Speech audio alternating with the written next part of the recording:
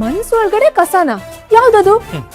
ನನ್ ಮನ್ಸಲ್ಲಿರೋ ಕಸ ನೀನೆ. ಹೌದಾ, ಥ್ಯಾಂಕ್ಸ್. ಕಸಾನೋ ರಸನೋ ಒಟ್ನಲ್ಲಿ ನಾನು ನಿಮ್ ಮನ್ಸೊಳಗಡೆ ಇದೀನಿ ಅಂತ ನೀವೇ ಒಪ್ಕೊಂಡಲ್ಲ, ಅಷ್ಟೇ ಸಾಕು ನನ್ಗೆ.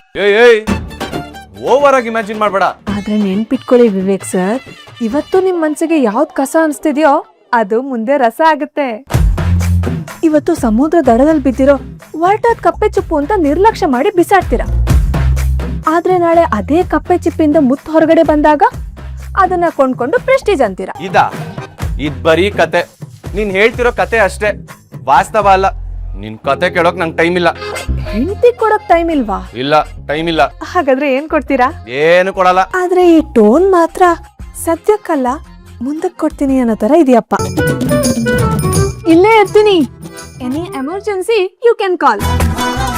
ನೆವರ್. ಗೌರಿ ಕಲ್ಯಾಣ